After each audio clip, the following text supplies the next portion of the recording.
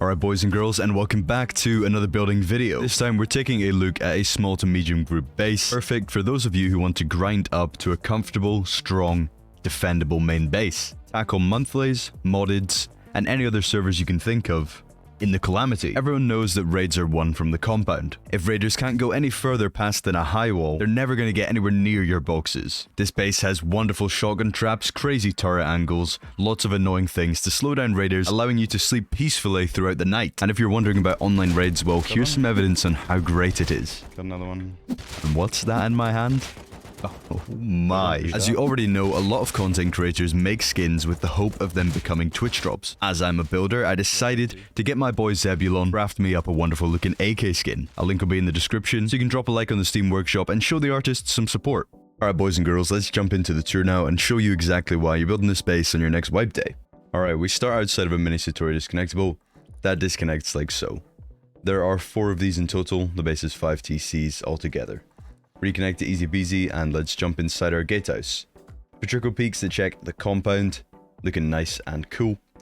Really tight angles here into compound. Hang about. Who's that over there? It's today's sponsor, War Thunder. War Thunder is the most comprehensive vehicle combat game ever made. Play more than 2,000 tanks, planes, helis, just like in Rust. In dynamic, combined arms PvP battles. Play now on Xbox Series X and S, PlayStation 5, or the prior console generations. Every vehicle is incredibly detailed and modeled down to their individual components, offering a highly immersive combat experience. You will absolutely enjoy the 4K graphics, authentic sound effects, and beautiful music, creating an atmosphere to fully immerse yourself in. Customize your vehicles using hundreds of camos, and add decorations such as bushes and equipment. I really enjoy how you can roam on land, in the ocean, and in the air. That's pretty cool. So guys, play War Thunder now on PC, PlayStation, or Xbox using my link in the description. You'll get yourselves a free bonus pack, including multiple premium vehicles, a premium account, boosters, and more.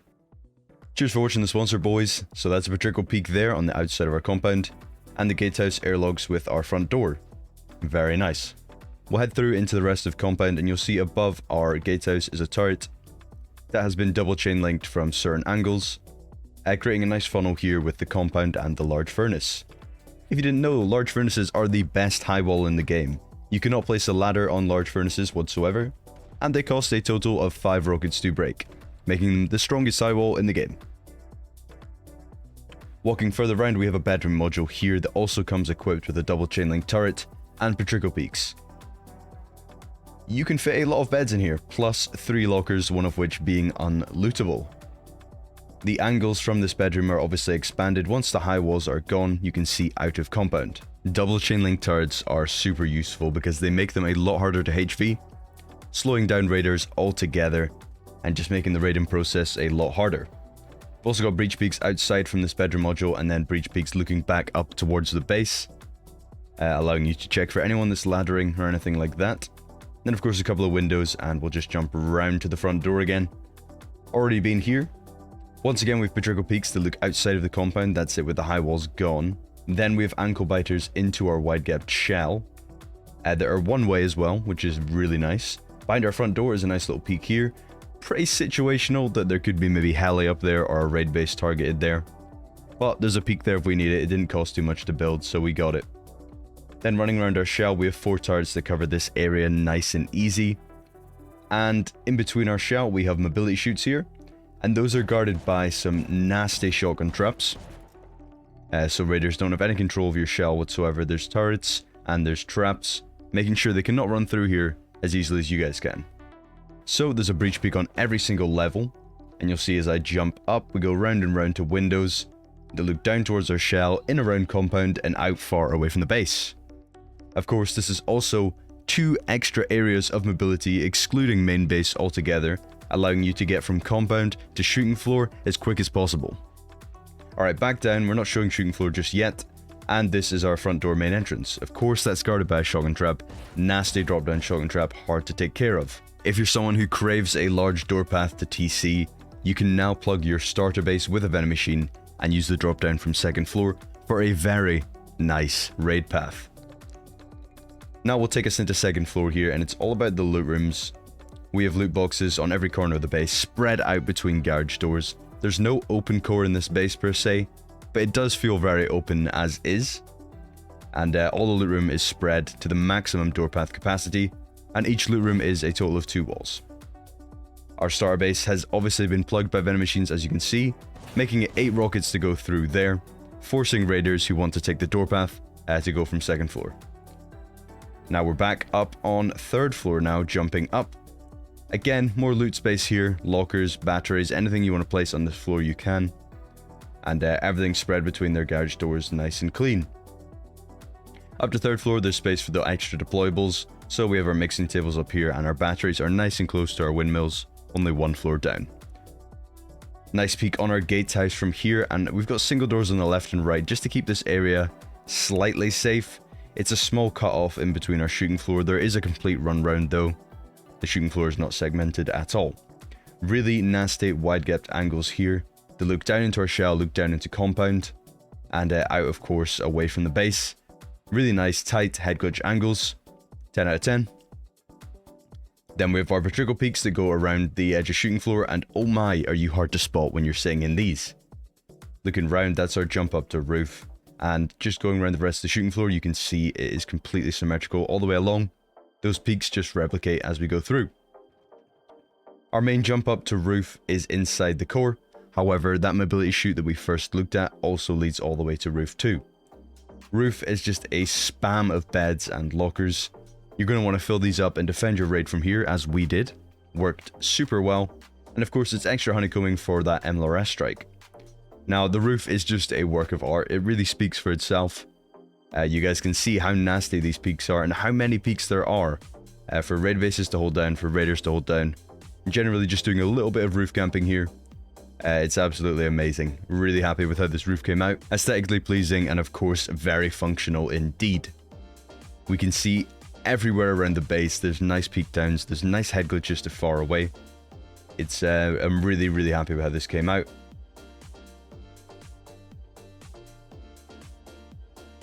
Dropping down here is of course that mobility chute that I talked about before. That comes with a couple of ankle biters into our main room and out onto roof.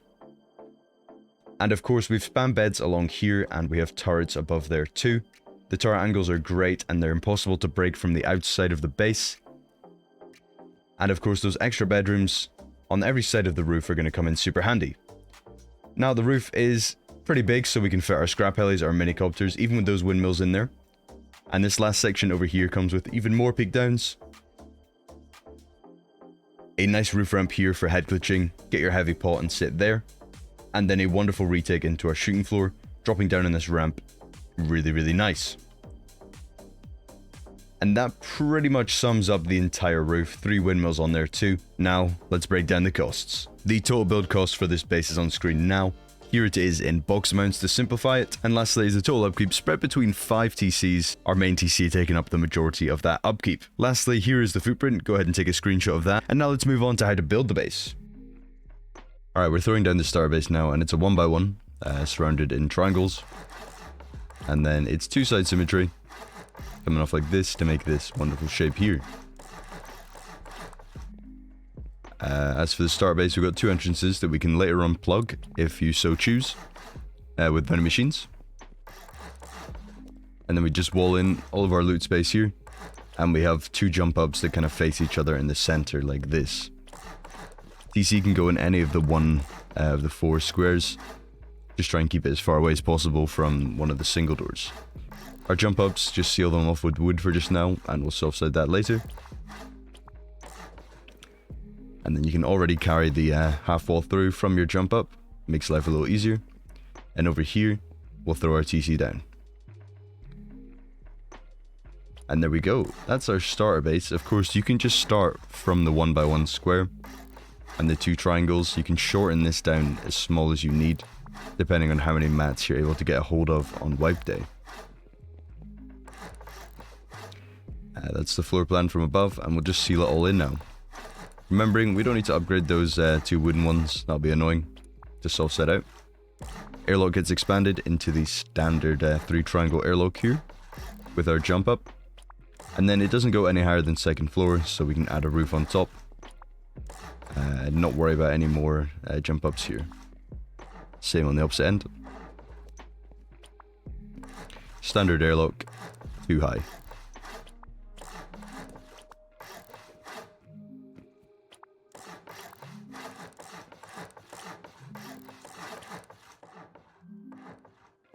And there we go. Next, we're going to go around and honeycomb the squares. I sped it up slightly because it's pretty easy to follow. We're just honeycombing all the squares. And there we go.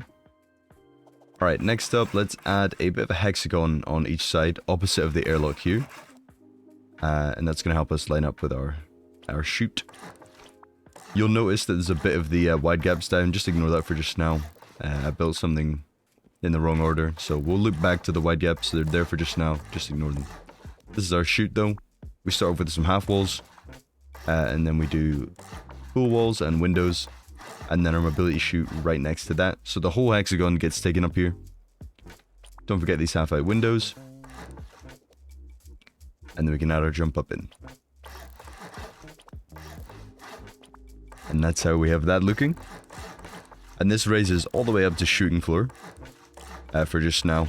Obviously, it'll take us to roof too, but we'll just go shooting floor level for just now. Carry the floor through here. And getting that jump up. And then we can seal that in. And we'll just leave that mobility chute for just now. So, same again, we're going to start off with half walls. And door frames on top.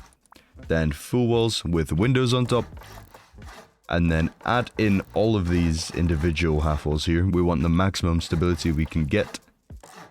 Because some areas of this base can get rather tall. So we have our breach peaks going around. Oh, try not to seal that one in. Yeah, there we go. And there we go.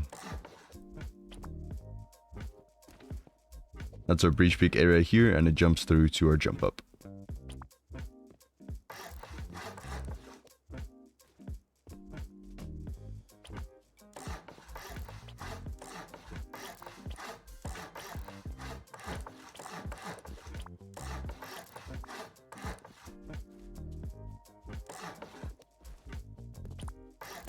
Okay, at this point, both of your chutes should be done. Now we can do our Widegaps. And we're Widegapping with the 3 square Widegap method, which means we come at 3 squares and build back with triangles. And we're looking for the shape that I'm creating right now. Easy enough to follow.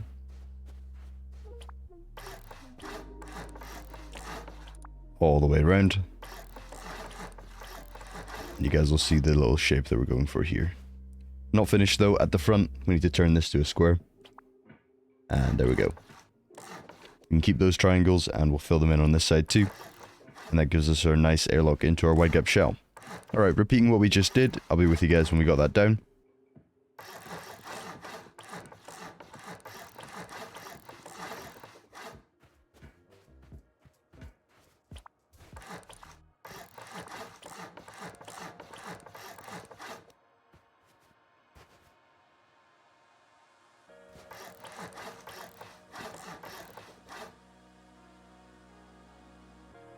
Alright, moving on to the Widegap shell now over here. Most of these sides are full walls over on this end. Towards the airlock, things get a little bit more complicated, so we have our windows in. Then we half wall those to give ourselves that nice ankle biter. Then there's windows out to compound, half wall here, so that we can have that drop down into our starter base, remember. These just get half walled here, and that gets floored in. And then we finish off our airlock over here, giving us that half height jump with our ramp behind, allowing us to peek up towards helles or raid bases in that position. Very nice. And then we can drop down here, throw down a ramp. If you want to slap some boxes over here, you can. Depending on what height you've built at, you could get a refinery under there too. But that could be a pretty tall foundation you're working with. The floors for the Widegap shell go in as follows. Try and carry this triangle through. You need to come from Mainbase. There we go. And then you can get your floors in from shell. Looking as mine do. Very nice. And then we do the exact same thing that we just did over on this end of the base. Your Widegap scuff's going to be decaying right now, so just keep that in mind. It's supposed to be decaying right now. Let's try and do this part fast, and then we'll move on to connecting this to an external.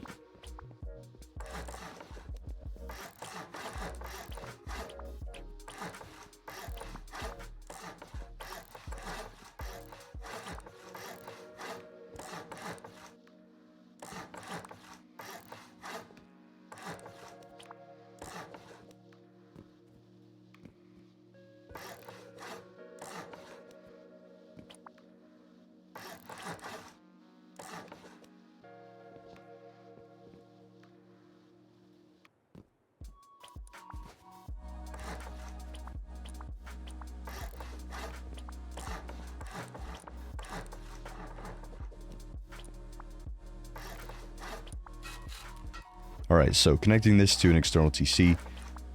There's more to do, I'm afraid. We have our airlock from Shell. Right now we're building our gatehouse for compound. And then from there we'll go to our external TC. Obviously you can rush straight to the external. There's no need to get all of this down first.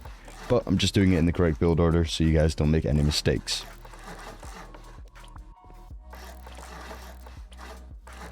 Our gatehouse comes with double chain link turrets and some patrical peaks that look into compound. Very cool, very nice. Now lastly we'll connect that gatehouse to an external TC. Let's beef up the externals because we don't want those to get taken, so 3 triangle external here. And we'll get our windows, garage doors, anything we can to defend this TC. Alright, cool. Then we'd reconnect this up with frames, and it's a Satori disconnectable, so we know how to get that one down, hopefully. And exact same process on this side of the base too.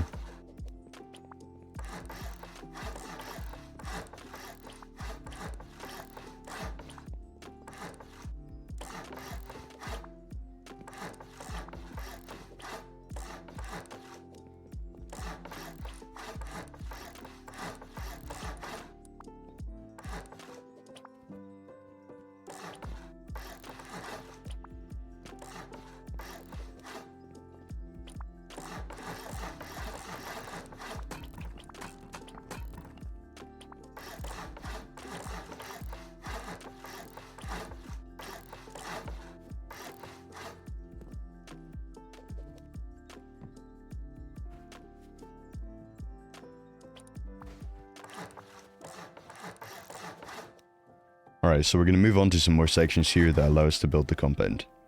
Off of every section that has a 2 triangle kind of area like this, we're going to add in 2 more triangles with some frames. So you can see me going around like this, and in total we should do 6 of these all the way along.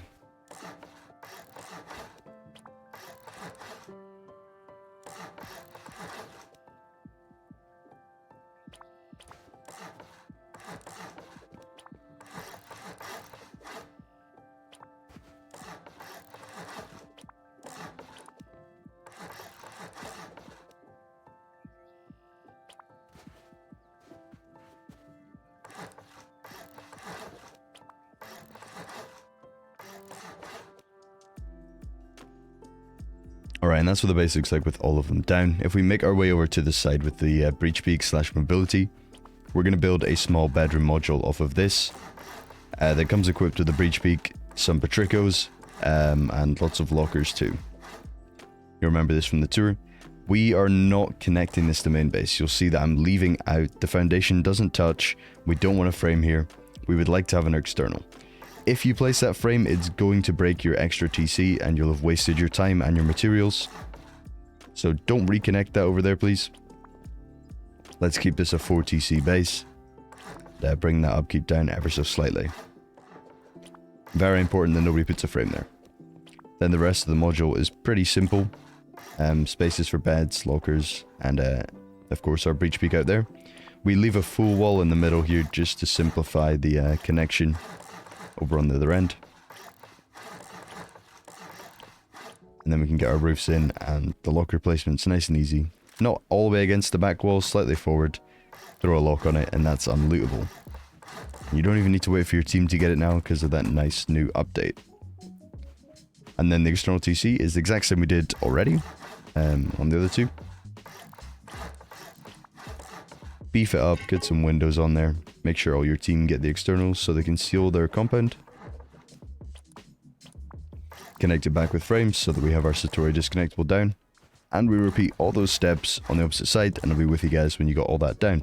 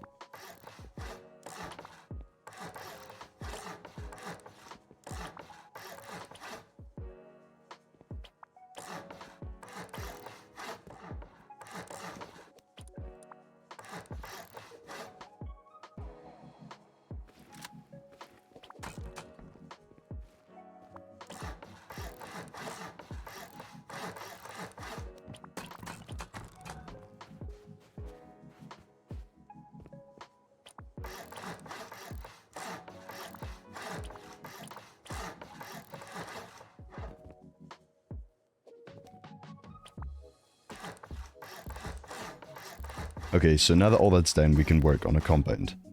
Beside our gatehouse, we're going to have a little section here with chain link to create that little furnace funnel. Then from there, we're going to join up all the gaps with 4 high walls.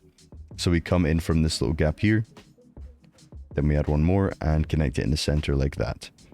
Furnaces, we want them as high as we can and fit 3 in there nice and snug. And you just repeat that 4 more times. I'm going to go ahead and break the compound so we can still see. I want to get some nice angles of building the shooting floor and stuff without that in the way, so yeah. Then main base, it's just a core that repeats itself, heading up almost 3 times. We keep the same layout, jump up in the center, loot rooms on the corners, over and over and over.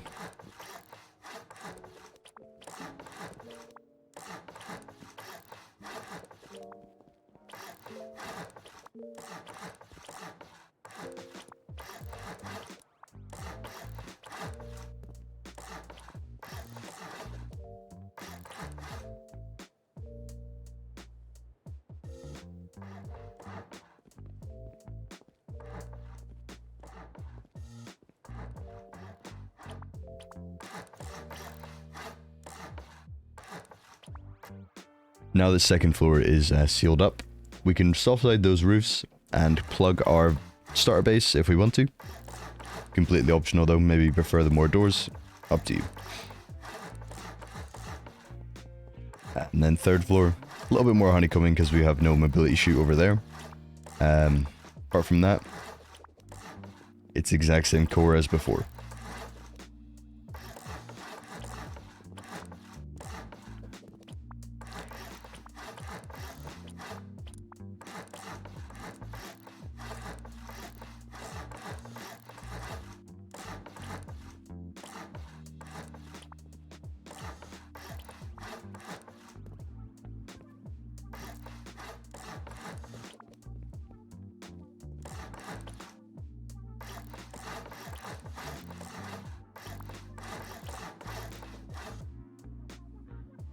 Okay, one more floor here, and we're just going to steal in the mobility chutes for just now. And you can double door them while you're building, while we move on to more important things. Alright, shooting floor. We're going to start with some frames. Shooting floor is slightly complicated. We're going to do it twice, obviously, everywhere. Make sure you follow along. We'll start with this front part here. We match the height at the top, we add in windows, and then roofs finally at the top. And we're just following along with the frames that I place. At the top there, that was a low wall, just to confirm. And we're going to use some frames to join up the stability here, and also floor frames to allow us to get some nasty peaks.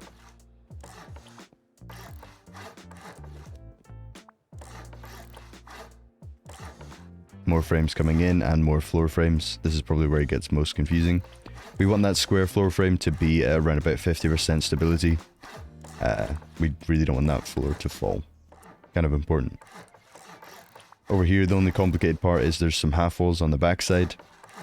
And then right here is simple enough. We're going to raise frames off the honeycombing as well, and they go higher up than the window, as you can see. Like that. As for the floors, they go in one off Mainbase and one off Widegaps. And that's pretty much it. We'll repeat that all the way around, making sure we do that half wall. Don't forget that, my bad. Okay, over here, we're going to fill in some sections. We start off with some triangle floors, because you can't place those after the roof. Then the full walls can come down. Then we throw a roof in the center, and floors on top. And there we go.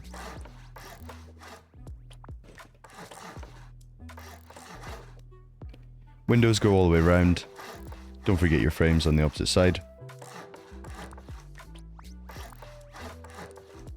And apart from the center point there that's a little bit weird, the rest is just standard windows that will later on Patrico peak. And then we just do the exact same thing on this side over here.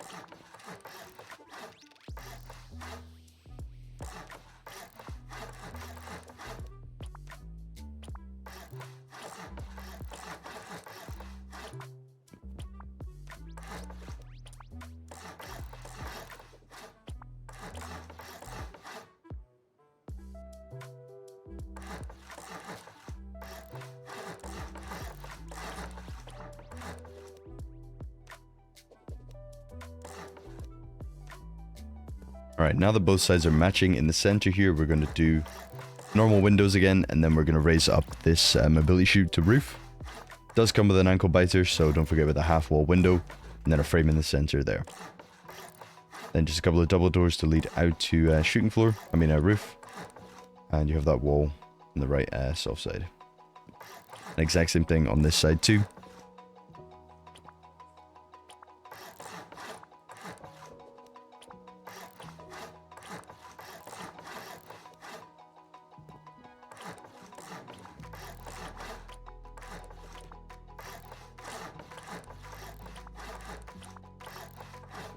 And then after that, all that's left is to throw some frames in our shooting floor.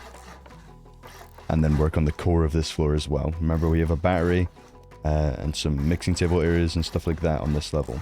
So that's that floor in here where we get mixing tables and batteries down. And you can throw some doors in here too. Leaving this area decently open. We want to be able to run around in here without having to open too many slow garage doors. And we'll throw that roof on there. Alright, in the center part here, this is, I guess, a small kind of roam floor. I would store a lot of kits up here. A bed for every team member. And then just spam up these lockers and fill them up with as many kits as you can. When we got online rated in this space, we were at MLRS, and this one survived at least one strike before this area was split open. And we were able to use these beds and kit up on the roof regularly enough. Frames and shooting floor as well, guys. Just where I'm putting them. And there's some more as well that I think I forget. You'll see them in a second. And then the floors match exactly what's below. Making sure we do exactly what's below when it comes to the Widegaps and the main base part here. And that's the shooting floor and the roof. And then here's the frames that I was talking about that I might have forgotten. Get them in there. And that's pretty much it. Alright, boom. Roof's looking, it's coming together now, it's coming together. Looking good. Alright, on every side of the base, you'll remember that we placed these areas down. We're going to do one in kind of, well, normal speed, and then we're going to speed up the rest, because it's simple, and it's the same thing repeated 6 times. Making sure we place those triangles down for Patrico, and then a frame comes off of those that we're going to use later on.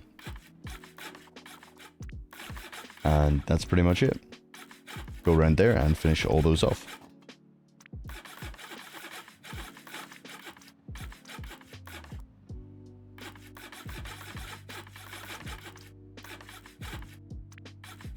Alright, we're on the roof now, and we're at our kind of single triangle section, where we do our half-height windows with a roof there, and then some backwards facing roofs that are purely decorative, making the base look pretty. 4 of these sections in total.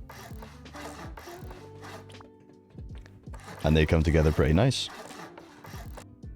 And then there are 6 of these sections. We wrap it in windows first, then backwards roofs. Then this section here gets framed in so we can throw a bed down and a small box. And then in the center we create these nice gaps with our roofs. The 2 roofs cannot be the same grade, so make sure we mismatch the upgrade. And that's all we have to do. And then you repeat that all the way around 6 more times. Well, 5 more times.